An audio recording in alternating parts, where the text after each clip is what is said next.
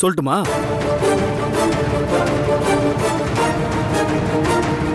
மௌனம் சம்மதம் நினைக்கிறேன். சொல்லிட்டுமா?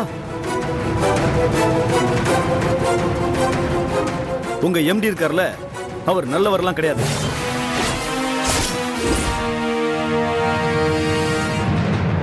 ஒரு பொண்ணை கர்ப்பமாக்கி இருக்காரு.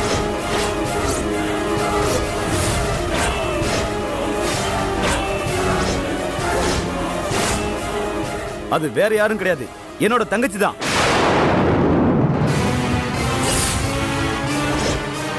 அவ தற்கொலையும் பண்ணிக்கிட்டா. அதுக்கு காரணம் இவர்தான்.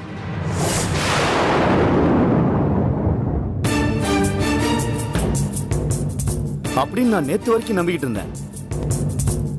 அதனாலதான் இவரை தேடி வந்து அடிக்கடி சண்டையும் போட்டுக்கிட்டு இருந்தேன். நேத்து நைட்டு தான் இவருக்கும் என் தங்கச்சிக்கும் எந்த சம்மந்தமும் இல்ல, அவளோட கர்ப்பத்துக்கு காரணம் வேற ஒருத்தன். அவளை லவ் பண்றேன்னு ஆசை வார்த்தை பேசி அவளை ஏமாத்திட்டான்.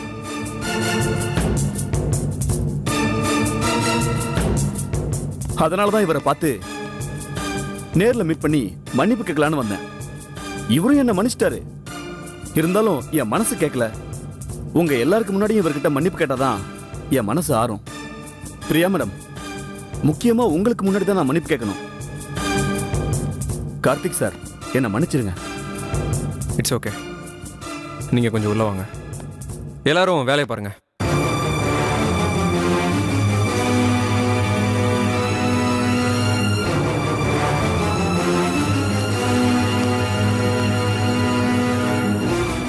இது போய் கார்த்திக் சார் முகத்துல இருந்த பதட்டம் விஷயம் வேறன்னு கன்ஃபார்ம் பண்ணுது.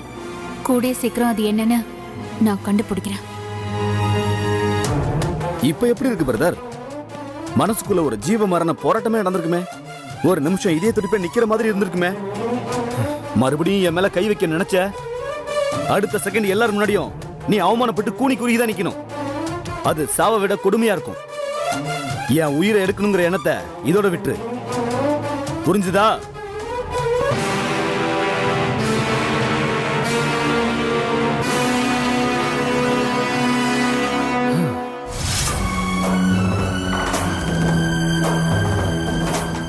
பிரியா, பிரியா, என்ன யோசனை? ரொம்ப குழப்பமா இருக்கு வருண். என்ன குழப்பமா இருக்கு? நேத்து கொலைக்காரங்களுக்கு பயந்து நம்ம வீட்டுல வந்து ஒளிஞ்சானே, அவன் இன்னைக்கு மறுபடியும் எங்க ஆபீஸ்க்கு வந்தான். கார்த்திக் சார மிரட்டினான்.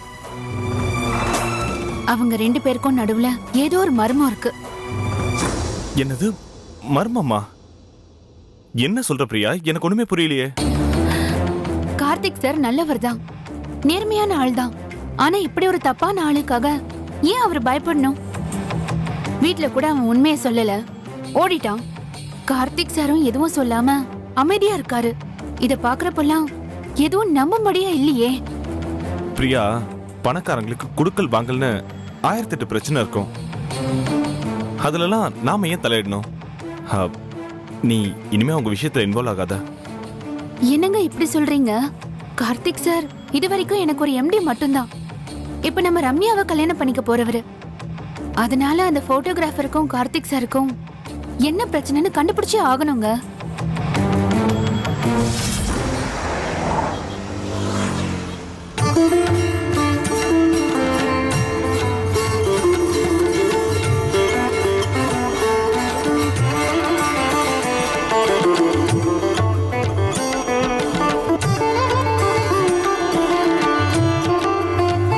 சாமி, சொல்லுங்கம்மா. வணக்கம். வணக்கம்மா. என்ன விஷயமா வந்திருக்கீங்க? என் பேரு பிரியா. நீங்க ஊர்ல இருந்து வந்துட்டீங்கன்னு ஏற்கனவே இருந்த ஐயர் ஃபோன் பண்ணி சொன்னாரு. அதான் உங்களை பார்த்துட்டு போலான்னு வந்தோம். என்ன விஷயமா பார்க்க வந்திருக்கேள்? வீட்டில் ஏதாவது விசேஷமா? நான் வந்து நடத்தி தரணுமா? அதெல்லாம் ஒண்ணும் இல்லைங்க. சரிம்மா. ரொம்ப முக்கியமான விஷயம், அதை பத்தி உங்ககிட்ட விசாரிச்சுட்டு போலான்னு தான் வந்தோம். உங்களுக்கு இந்த பொண்ணு யாருன்னு தெரியுதா? ஏதாவது ஞாபகம் இருக்கா?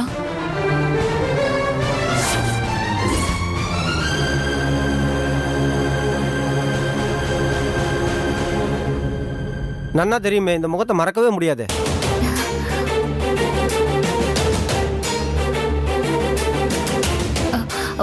இந்த பொண்ணு கல்யாணத்தை பத்தி தான் விசாரிக்கணும். இந்த பொண்ணு உங்களுக்கு என்ன வேணும்? என் தங்கச்சி. இவாளுக்கு நடந்த மாதிரி கல்யாணம் லோகத்துல யாருக்குமே நடந்திருக்காது.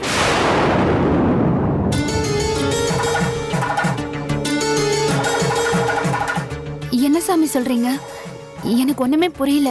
உங்க தங்கச்சி ஏன் இப்படி ஒரு கல்யாணம் பண்ணிட்டான்னு நேக்கு இது வரைக்கும் ஒன்றும் புரியல. ஏன் முன்னாடி தான் கல்யாணம் பண்ணிட்டா?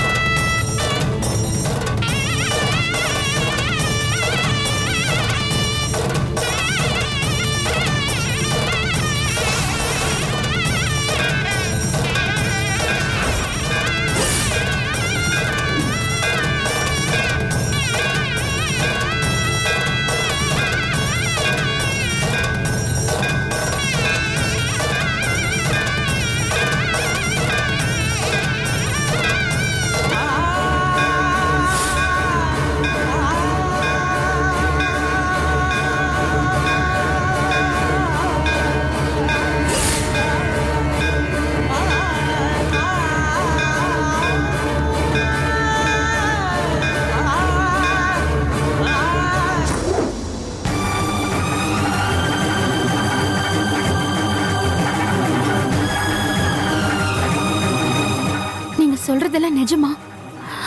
கீர்த்தனா அவளே தலையை கட்டிக்கிட்டாளா? ஆமாம்மா. என்னால நம்பவே முடியலங்க. அன்னைக்கு நடந்ததை என்னாலையும் தான் நம்ப முடியல. ஆனா உண்மை இதுதான். அதனாலதான் அந்த பொண்ணு முகத்தை என்னால மறக்க முடியல. வேற ஏதாவது தெரிஞ்சுக்கணுமா? எதுவும் இல்ல சாமி. சரி. எங்களுக்காக நடந்த உண்மையை சொன்னதுக்கு ரொம்ப நன்றி. பரவாயில்லம்மா. நாங்க போயிட்டு வரோம். ஆகட்டும்மா.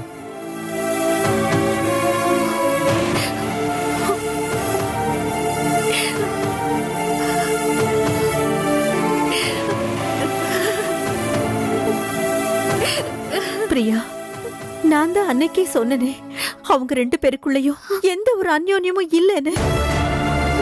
அவங்க ரெண்டு பேரும் புருஷன் பொண்டாட்டி மாதிரியே வாழலன்னு. ஏன் சந்தேகம் சரியாயிடுச்சு பாத்தியாமா? ஆமா அத்தை, நம்ம எல்லாரும் தப்பா நினைச்சிட்டோம். இப்பதான் எல்லா உண்மையும் தெரியுது. இப்போ என்ன பண்ண போறேம்மா? அதான் எனக்கே ஒரே குழப்பமா இருக்கு அத்தை. கடவுள் சன்னிதானத்துல கீர்த்தனா பத்தின எல்லா உண்மையும் நமக்கு தெரிஞ்சிருக்கு. நம்ம அவசரப்பட்டு எந்த முடிவையும் எடுக்க கூடாது அத்தை. நல்லா யோசிச்சுதான் எடுக்கணும்.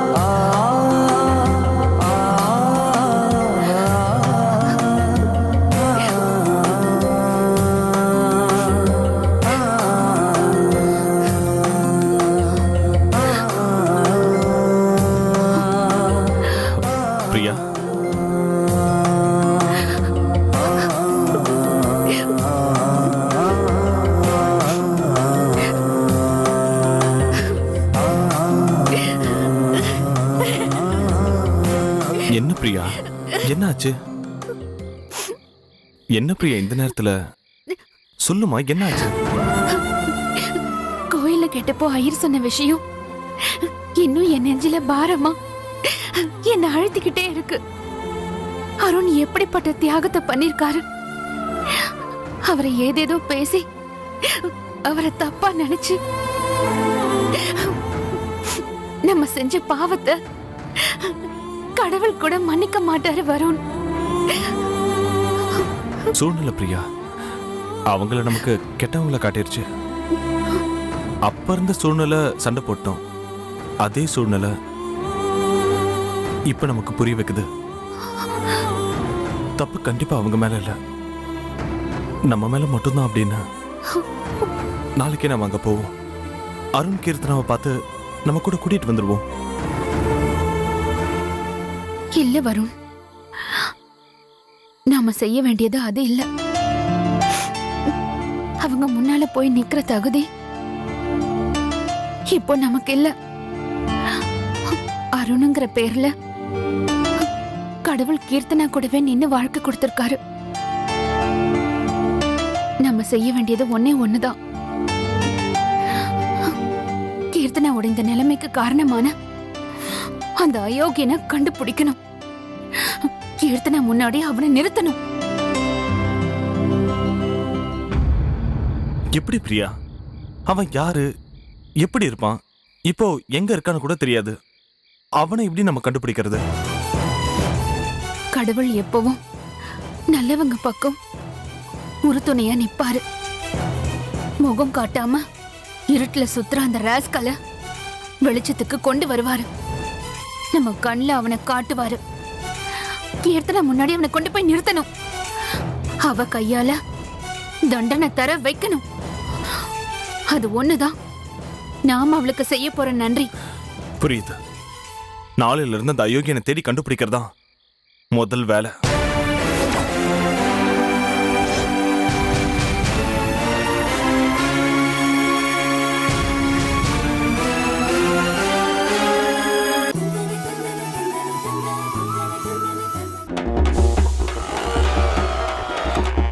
ஹேண்ட்ல கேன்ல ஏறு, ஐஸ் ஃபுல்லா dear, empty tank, river come, knife reverse gear, Bengaluru, oh my love, you shot me பவு.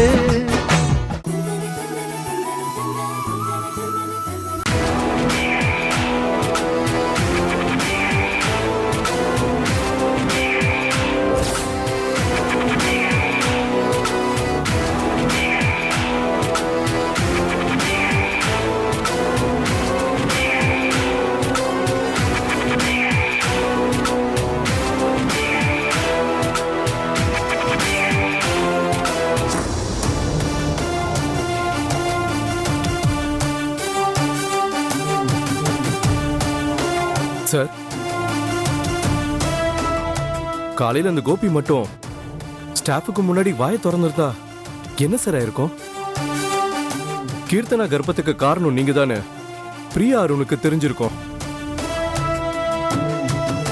தெரிஞ்ச அடுத்த நிமிஷம் சும்மா இருப்பாங்க. 2 பேரும் சேர்ந்து உங்களை வெட்டி ஆபீஸ்லயே சமாதி கட்டியிருப்பாங்க. இவ்வளவு பணம் கொடுத்தோம், ஆட்களை அனுப்பி உயிர் பயம் காமிச்சும் கூட அவ சிப்பு தராம உங்களே ஒரு நிமிஷம் ஆட்டி பார்த்துட்டானே சார். இதுக்கு மேல நம்ம தாமதிக்கிற ஒவ்வொரு நொடியும் நமக்கு தான் ஆபத்து. சார் கவலையப்படாதீங்க சார், இந்த தடவை அவன் மிஸ்ஸே ஆக மாட்டான். எலும்பு கூட இருக்காது சார். அவனை எரிச்சு கடல்ல கரைச்சிடலாம். வேணாம், அவனை விட்டுரு. என்ன சார் நீங்க உங்க கார்ல லேசா கீரல் போட்டதுக்கு அவ கை எடுக்க சொன்னீங்களே, உங்க அஸ்திவாரத்தையே ஆட்டி பார்த்துட்டா சார். விட்டுற சொல்றீங்க? விடுன்னு சொல்றேன்ல. அவனே நம்மளை தேடி வந்து மன்னிப்பு கேட்டு சிப்ப நம்ம கையில கொடுத்துட்டு போயிடுவான். என்ன சார் சொல்றீங்க? உண்மைதான் மனோகர், அவனே வந்து அந்த ஆதாரத்தை நம்ம கிட்ட ஒப்படைக்க தான் போறான். எப்படி சார்?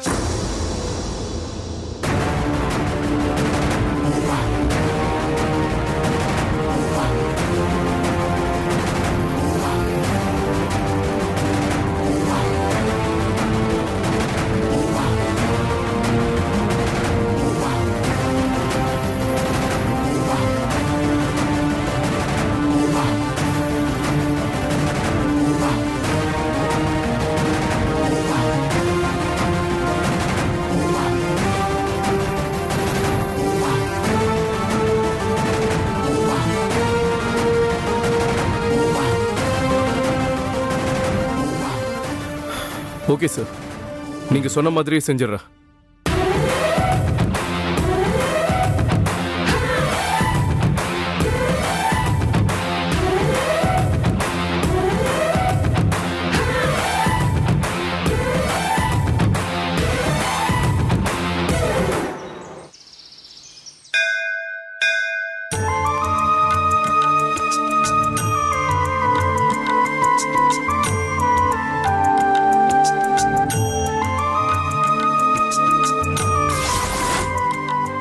தப்பே செய்யாத 2 பேரையும் நான் தண்டிச்சிட்டேன்.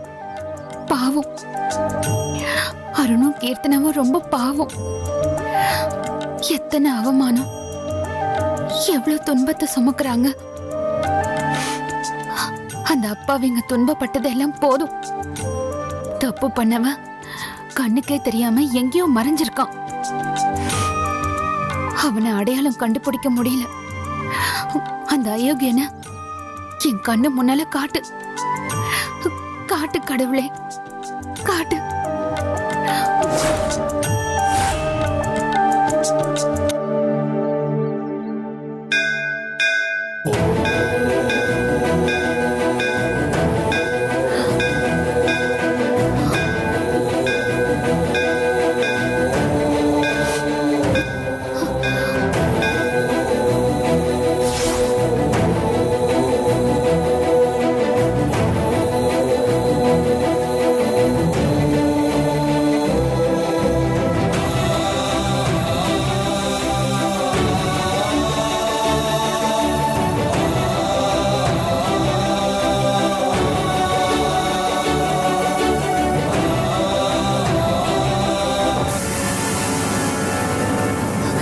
திவ்யா,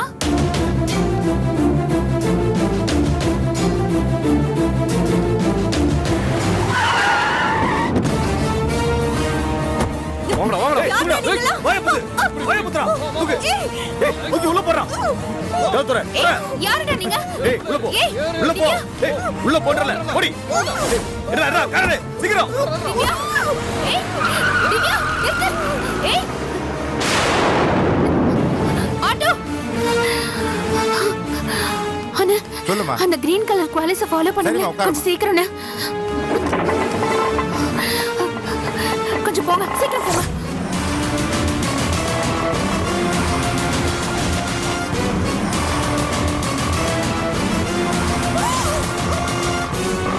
கொஞ்சம் சீக்கிரமா போங்களேன். சரிம்மா.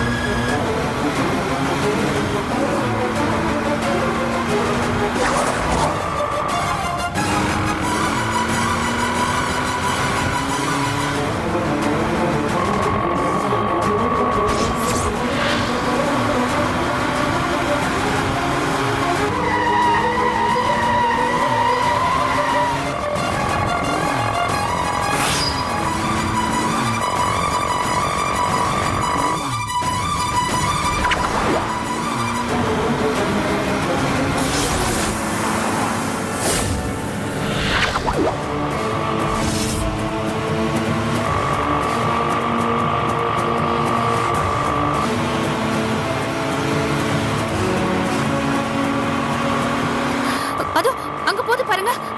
கொஞ்சம் சீக்கிரம் போங்களேன்.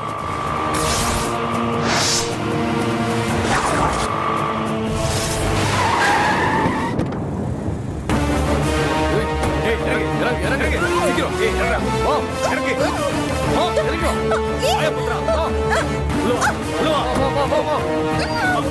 வாடி. ஏய், வா, சீக்கிரம் வா, அடம் பிடிக்காத. உள்ள வா. வா, இறங்கி வா.